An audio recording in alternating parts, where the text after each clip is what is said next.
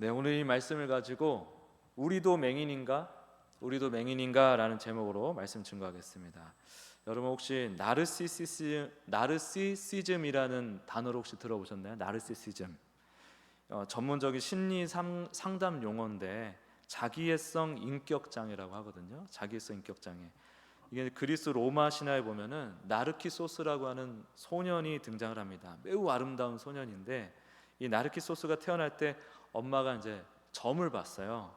우리 아들 운명이 어떻게 되냐 이렇게 물어봤더니 자신의 얼굴만 안 보면 혹은 자신을 알지 못하면 오래 산다고 예언을 합니다.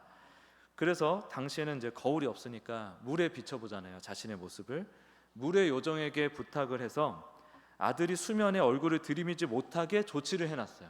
아들이 수면을 통해서 자기 얼굴을 보지 못하게 요정들이 이렇게 그걸 해방하도록 부탁을 해놓은 거죠. 그랬더니 왜 그런지 몰라도 그게 이유여서인지 몰라도 이 아들이 되게 얼음처럼 차갑고 자존심이 너무 센 사람으로 자라게 됩니다. 그런데 이 나르키소스가 정말 아름다운 용모를 가지고 있다 보니까 사람뿐 아니라 요정들도 반해가지고 난리가 나는 거예요.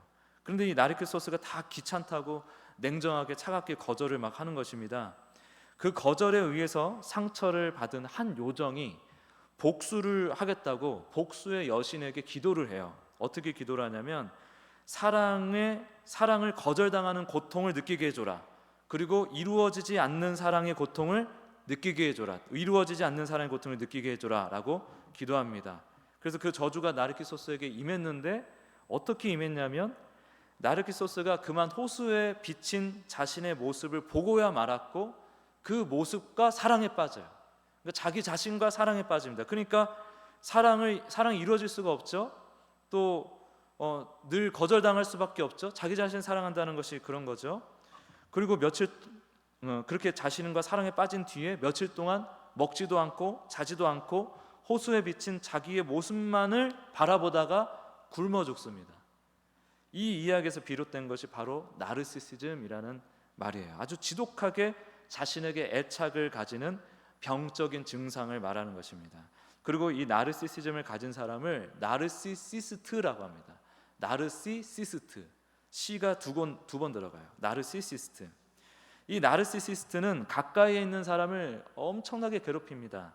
이들은 관계를 철저하게 서열로만 보기 때문에 나보다 위다 싶으면 잘해주고요, 엄청 잘해주고 아래다 싶으면 학대를 합니다.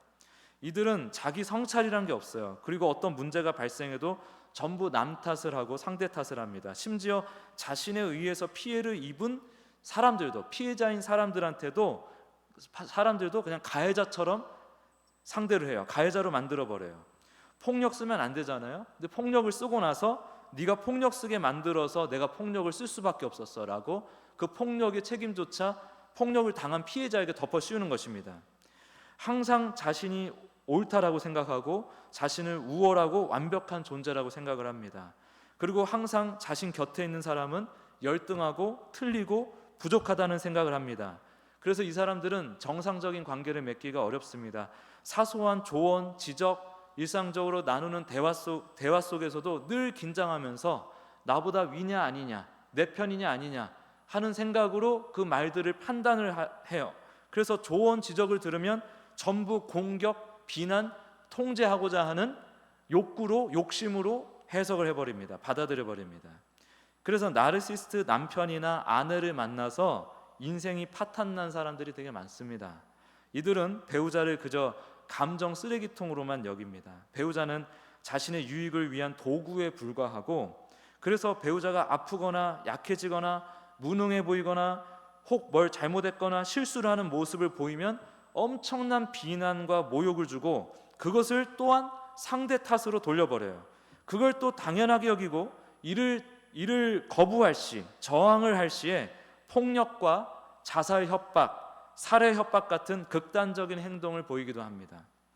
이런 나르시스트를 배우자로 만난 사람은 영혼이 완전히 망가지게 되어 있어요. 연인으로 만나면 완전히 망가지게 되어 있어요. 자존감이 박살이 나고 감정 표현을 할 수 없는 자가 되고요, 자기 감정을 파악할 수 없는 사람이 됩니다.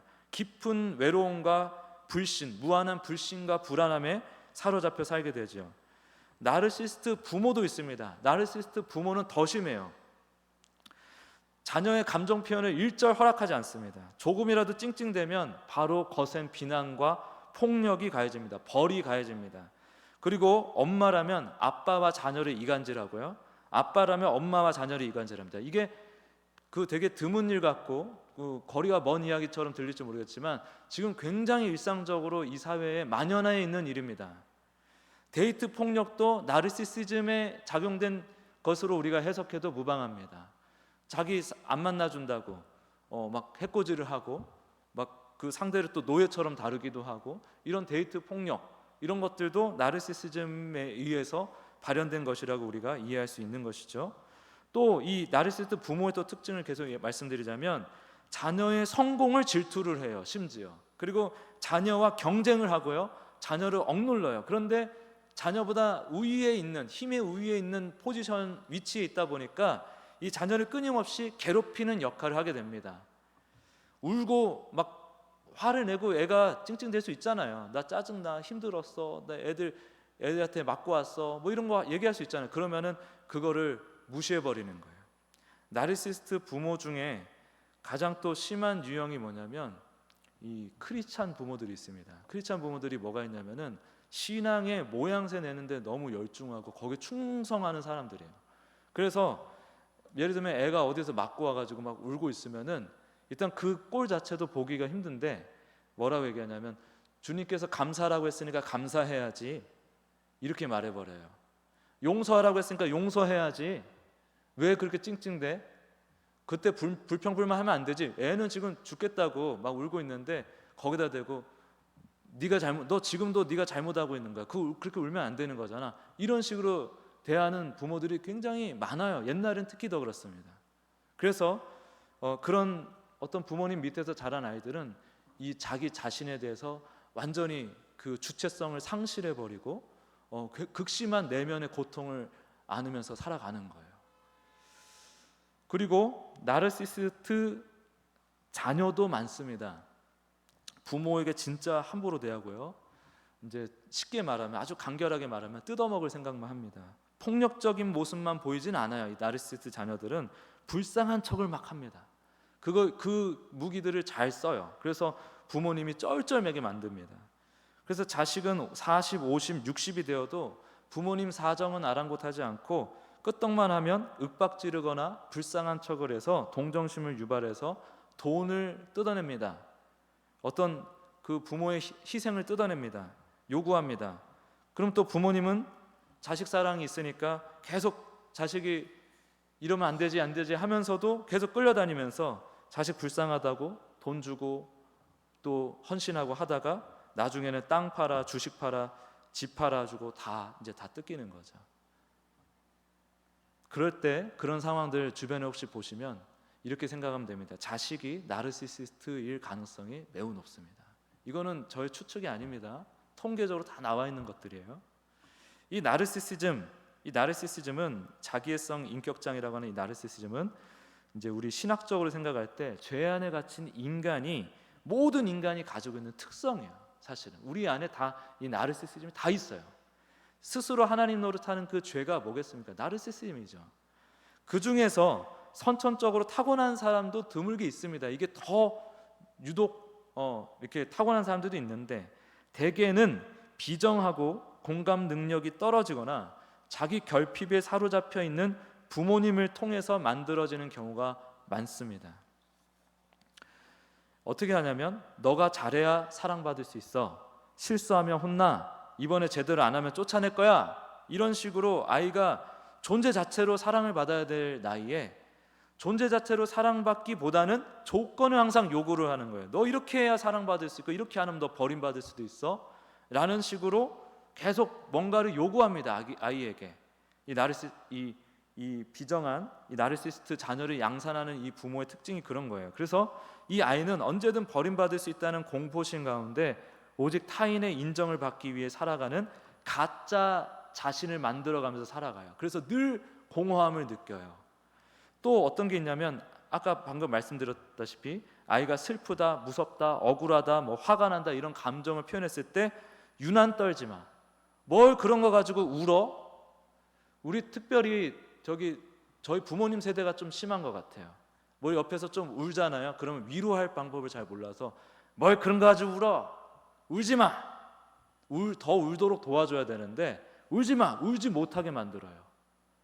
그런 식의 얘기를 아이한테 하는 것입니다. 뭘 그 정도 가지고 울어, 감사해야지, 무조건 기뻐해야지, 이런 식으로 전혀 공감을 받지 못하고 감정이 거절당하는 경험이 쌓이면 아이는 극심한 자기 불신과 완벽주의에 시달리게 돼요. 강박이 생깁니다. 이 안에 엄청난 강박이 생깁니다. 그래서 동시에 남을 조금만 흠이 보이면 깎아내리는 습관이 생겨요. 왜? 자기 자신을 지키는 심리적인 방법입니다. 그게 또 있습니다. 지나치게 칭찬만 해주는 것도 아이를 이러한 괴물로 만들 수가 있어요. 나르시시스트로 만들 수 있어요. 너는 특별해, 남들과 달라, 최고야. 근데 공감도 안 해주고 안정감도 없어요. 늘 아이가 불안해요. 그런 와중에 칭찬을 많이 해주니까 일단 이 부모님은 뭐냐면 자녀를 자기가 보고 싶은 면만 보는 거고 자기가 원하는 대로 막 이렇게 만들고 하자 하는 욕심이 있는 거죠. 자녀를 우상처럼 만들어 놓고 마구 칭찬과 찬양을 이렇게 늘어놓는 것입니다. 그렇게 하면 어떻게 되냐면 자녀는 실제로 우상이 돼요. 그래서 거대한 자기 애에 빠지게 됩니다. 자신을 우상 숭배하는 자녀가 됩니다. 그래서 조금만 비판하는 소리, 그러니까 잔소리를 들으면은 그냥 와르르 무너져 버려요. 그래서 잘 나가는 것 같은데 별거 아닌 거 가지고 막 자살하는 친구들이 있어요. 그런 친구들이 평소에 이런 비정하고 공감 능력이 떨어지고 그러면서도 자기 결핍에 사로잡혀 있는 이런 부모 밑에서 강박적인 어떤 요구를 계속 이렇게 강요당하면서 살았을 가능성이 굉장히 높은 거죠. 이 나르시스트는 자기를 좋아해주는, 인정해주는 착한 사람을 먹잇감으로 노립니다. 그리고 가장 취약한 사람들이 바로 우리 건강한 크리스천들이에요. 우리는 갈등이 생기면 어떻게 하라고 배웠죠? 죽으라고 배웠잖아요. 그렇죠? 죽자. 내가 죽어야지. 내가 희생하고 참고 내가 먼저 손 내밀고 품어줘야지. 예수님처럼. 그렇죠? 그렇게 배웠잖아요. 우리가. 나르시스트 입장에서는 아주 맛있는 먹잇감입니다. 그게. 막 함부로 했다가 조금만 여지를 주면 나를 불쌍히 여겨주고 나를 막 용서해줘요. 내가 막 물건 던지고 쌍욕하고 부모님 욕하고 폭력을 저질러가지고 한바탕 했는데 내가 조금만 불쌍한 척하고 반성한 척하면 금방 와가지고 안아주고 위로해주고, 그게 크리스찬들이란 말이죠. 얼마나 만만합니까? 그런데 사람에게는 한계라는 게 있거든요. 사람마다 자신을 지키기 위한 최소한의 경계선이라는 게 있어요. 그래서 나르시스트는 이 선을 함부로 넘나드는 사람들인데 비난, 폭력, 폭언 혹은 동정심 유발, 또 책임 전가 이런 걸 통해서 그 선을 계속 넘나들어요. 그러면은 이 경계선이 점점 줄어드는 것입니다. 작아지는 것입니다. 그러다가 이 경계선이 없어져 버려요. 그러면 자신을 잃어버리게 되고 어느 한순간부터 완전히 무너져 내려버립니다. 이성과 의식이 망가져 버리는 폐인이 되는 경우가 되게 많아요. 그래서 이제 경험적으로 또 말씀드린 부분이 있지만은 함부로 예수님 흉내면 안 된다는 게 제가 괜히 강조하는 게 아닙니다. 나르시시스트한테 잘못 걸리면 뼈도 못 추려요. 이건 절대로 1대1로 해결할 수가 없어요. 책과 논문을 제가 무수하게 뒤져봤습니다. 이거 어떻게 해결할 수 있을까? 1대1로는 절대로 해결할 수 없어요. 오만이에요. 그거는 오만입니다. 교만이에요. 안 돼요. 그러다 진짜 아무 의미 없이 말라 죽게 됩니다. 말라 죽을 수가 있습니다. 그걸 인정해야 돼요. 우리 개인의 한계. 공동체로서는 가능합니다.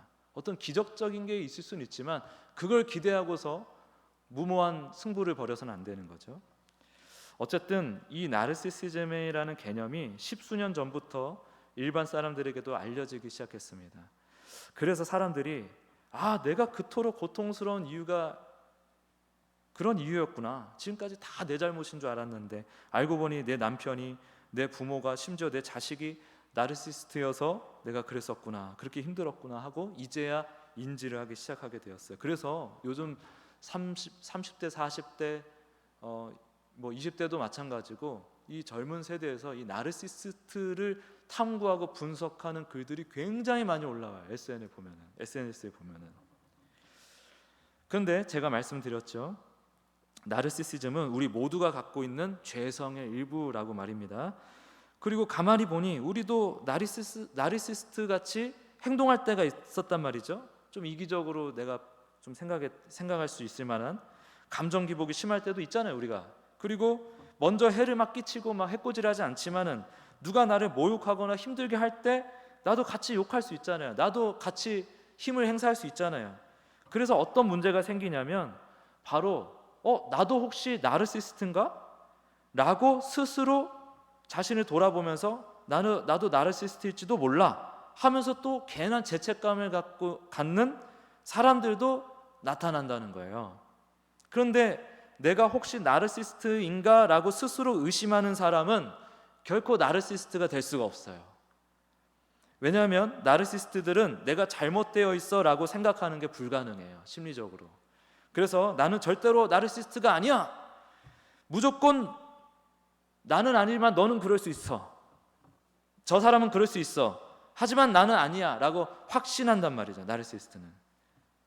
제가 왜 이렇게 나르시스트에 대해서 이렇게 자세하게 풀어내고 있을까요? 이게 오늘 본문의 장면하고 굉장히 긴밀하게 깊게 연결되어 있기 때문에 그렇습니다. 만약 현대의 나르시스트를 2000년 전에 이 유대사의 한복판에 던져놓으면은 바로 이 바리새인들, 서기관들과 같은 율법주의자로 나타났을 거예요. 자기애성 인격장애, 사실상 죄인의 이 자기 중심성이 종교와 결합한 형태가 바로 이 율법주의인 것입니다. 오늘 본문에 등장하는 바리새인들을 한번 보십시오. 맹인이 눈을 떴습니다. 여러분, 얼마나 기쁜 일입니까? 축하해야 될 일입니까? 그렇죠? 근데 이 사람들은 기뻐하지 않아요. 왜 기뻐하지 못했냐면 예수님이 진짜 하나님께로부터 온 분이라면 자기들이 틀린 게 되잖아요. 자기들이 지금까지 붙들고 있던 그 율법이라는 이 율법에 의한 모든 해석과 판단, 행동이 다 흔들려 버리니까 그래서 기쁘지가 않은 거예요. 공감 능력이 없는 나르시스트랑 똑같잖아요. 그리고 나르시스트의 중요한 특징이 자신보다 약한 사람에게 가스라이팅을 하거든요. 가스라이팅, 이게 뭔지 아시는 분은 아시겠지만 이런 거예요. 불이 켜져 있는데 아니야, 불이 꺼져 있어 라고 우기는 거예요.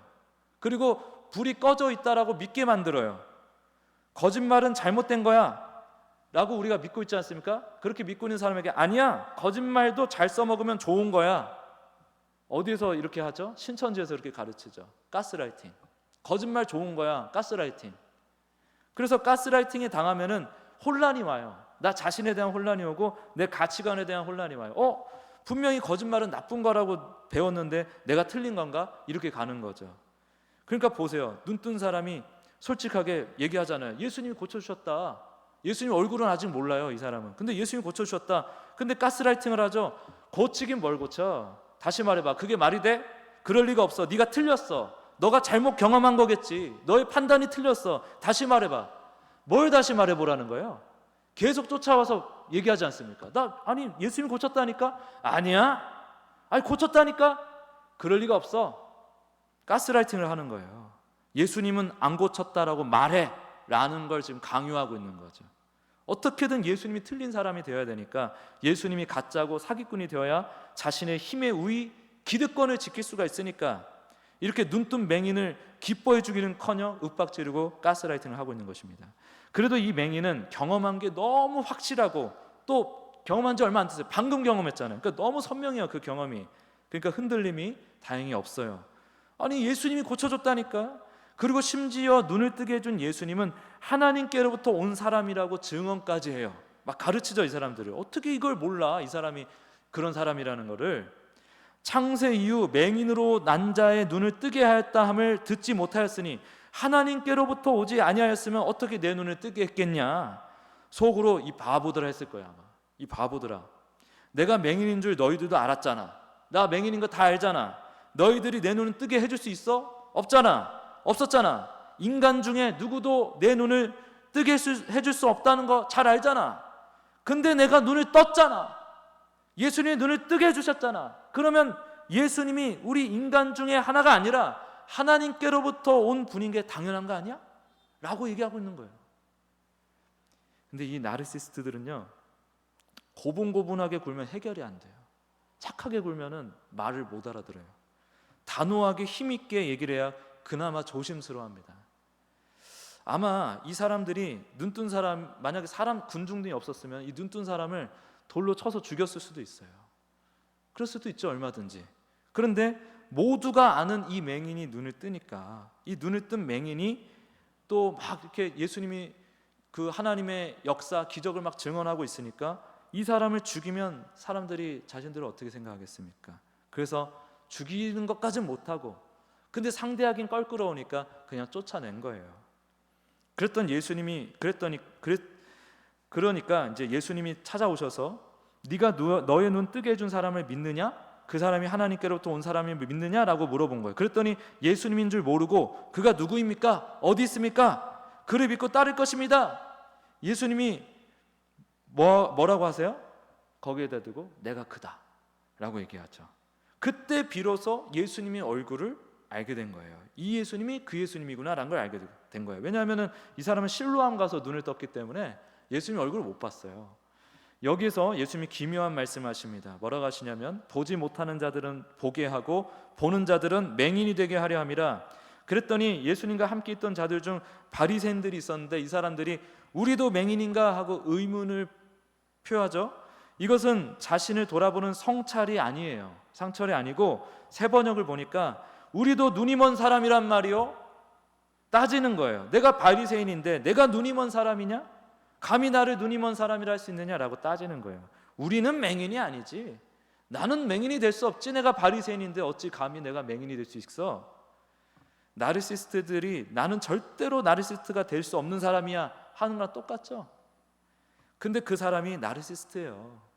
맹인이 아니지 하는 이 사람들이 사실상 맹인인 것입니다.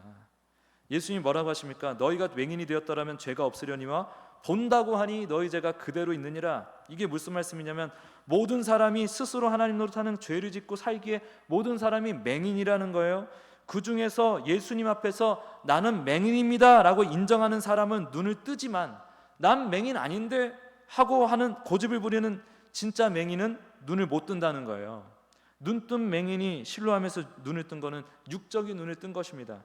그러나 예수님을 만나 이분 하나님께로부터 온 구원자시구나, 이분이 하나님께로부터 온 구원자시구나 라는 걸 깨닫게 된 게 바로 영적인 눈까지 떠진 사건이거든요. 반면 육체로는 눈을 뜨고 있으나 눈이 멀쩡한데 영적으로는 맹인임을 부인하는 이자들은 결국 영적인 눈을 뜰 수가 없는 것입니다. 자, 말씀이 주는 교훈을 두 가지로 정리를 해볼게요. 첫째는 예수님 앞에 철저히 우리의 연약함을 인정하고 고백해야 됩니다. 찰스 스펄전이라고 하는 위대한 설교가가 계세요.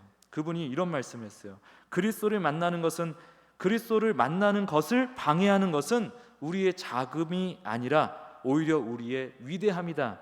또 그리스도를 방해하는 것은 우리의 연약함이 아니라 우리가 가지고 있는 힘이다.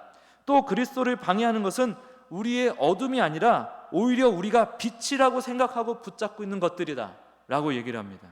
이 바리새인들은 성경을 잘 알고 신앙생활을 잘한다고 스스로 확신하고 있다 보니 자신들이 가지고 있는 그 알량한 지식 때문에 예수님을 알아보지 못했어요. 오늘날 교회에서 내가 예수님을 믿고 신앙생활 이만큼 하고 이만한 경험과 깨달음이 있고 go 하면서 거들먹 남들에게 티는 안 내도 속으로 혹시 그런 생각이 있다고 하면, 내가 맹인일 리 없지 하는 그런 사람이 있다고 하면 그 사람이 사실 지금은 맹인인 상태인 겁니다. 그런데 우리는 나는 참 맹인 같네, 오늘도 저 말씀을 들으니 내가 혹시 맹인이 아닌가? 진짜 맹인이 아닌가? 예수님을 만났다고 하면서 맹인으로 사는 건 아닌가? 하고 자신을 돌아보는 사람이 있다면 그 사람은 맹인이 아니에요. 혹 맹인 같은 상태일지라도 이내 주님의 은혜를 입어서 눈이 다시 떠지게 될 것입니다. 평소에는 잘 몰라요. 그런데 위기가 발생하거나 문제가 발생했을 때, 혹은 진정한 변화가 요구될 때 우리가 종교적으로 열심히 하고 있는 그 무언가 때문에, 혹은 잘하고 있는 것들 때문에 내가 연약한 존재며 소경이며 예수님이 절실하게 필요한 존재임을 인정하지 못한 경우가 참 많죠. 연약함을 인정하고 고백할 때 그리스도를 만나서 눈을 뜨고 변화되는 은혜를 우리는 누릴 수 있는 것입니다. 두 번째는 예수님을 예배하는 것이 곧 하나님을 예배하고 섬기는 것이라는 사실을 기억해야 됩니다. 바리새인들이 입버릇처럼 외치던 말이 오직 하나님께 영광을 이라는 말이었어요. 그런데 예수님 못 알아보고 결국 하나님께도 영광이 안 됐어요. 우리는 성부 하나님, 우리 아버지 하나님은 오직 예수님을 통해서 영광을 받으신다는 사실을 알아야 됩니다. 이걸 받아들여야 됩니다. 예수님을 통해서만 영광을 받으세요. 이 소경은 우리 모두를 대표하는 인물입니다. 소경을 찾아오신 예수님을 보면서 우리를 찾아오신 예수님을 생각해야 돼요. 하나님이 언제 비로소 영광을 받으셨나요? 눈을 뜨게 해주신, 육신의 눈이 뜨게 해준 그 사건에서 영광을 받은 게 아닙니다. 거기서 이 완결이 된 게 아니에요. 다시 찾아오사 이 예수님을, 나를 찾아오신 하나님의 사람으로 믿게 된 그 순간이 바로 하나님이 영광을 받으시는 순간이에요. 그래서 예수 그리스도를 부인하거나 신앙생활을 하면서 예수님을 작게 여기는 사람은 하나님께 영광을 올려드릴 수가 없어요. 소경이 눈 떠달라고 빌었습니까? 요청했습니까? 우리 인간이 시작한 구원이 아닙니다. 하나님이 사람으로 오사 성육신하사 찾아오신 거예요. 하나님의 진심이, 하나님의 그 절실한 진심과 계획, 성취가 오직 예수 그리스도, 우리를 찾아오시고 우리를 구원하신 예수 그리스도를 통해서만 드러나는 것이거든요. 그걸 인정하고 믿고 받아들이고 그 사실을 누리며 사는 것, 예수님을 믿고 주님과의 만남을 누리는 것, 그게 하나님께 영광 올려드리는 거예요. 그게 하나님께 영광 말은 하는데 예수님에 대해서 소홀히 생각한다? 그러면 그 사람 안 믿는 거예요. 엉뚱한 철학적 종교적 개념을 믿는 거지 참 진리 대신 그 예수님을 믿는 게 아니란 말입니다. 이것이 교묘하게 신앙의 이름으로 포장된 우리의 죄성이고 율법주의 혹은 나르시시즘의 폐해라고 볼 수 있는 것입니다. 그러면 우리가 어떻게 우리 안에 있는 죄성을 극복할 수가 있을까요? 어떻게 해야 교만한 율법주의와 나르시시즘, 지독한 자기애적 성향을 극복할 수 있을까요? 그것은 바로 예수님을 보는 것입니다. 낮아지신 예수님, 우린 이걸 알아야 돼요. 하나님이 낮아지신 것을 제대로 본 사람은 하나님 앞에 내가 낮아지는 것을 두려워하지 않습니다. 하나님이 낮아지는 것을 진짜로 리얼하게 경험하고 확신하는 사람은 그 앞에서, 하나님 앞에서 감히 자신을 높일 생각을 할 수가 없어요. 그래서 보게 해달라고 구하고 믿음의 눈으로 제대로 봐야 됩니다. 오늘도 예수님의 우리 위해서 지금 찾아오고 계시고, 지금도 십자가 매달려 계시고, 지금도 고난받으시고 채찍받으시고, 또 지금도 부활하여 영광 가운데 계신 그 예수님을 우리가 오늘도 봐야 되는 거예요. 믿음의 눈으로 제대로 봐야 예수님의 낮아지신 성육신과 그 생애와 고난과 죽음을 우리가 계속해서 보면서 살아가야, 흉내가 아니라 봐야 돼요. 봐야 배우게 되고 그게 스며들게 되는 것입니다. 그게 겸손이죠. 늘 교만이라는 이 암덩어리를 경계하고 부수면서 나는 언제나 맹인일 수 있다는, 아니 나는 맹인입니다 하면서 나의 연약함을 철저하게 인정하고 예수님을 갈구하고 만나는 은혜를 누리시길 바랍니다. 그리고 예수님의 겸손을 보면서 그 겸손을 배우는 우리 모두가 되시길 예수님의 이름으로 축복합니다. 우리 찬송가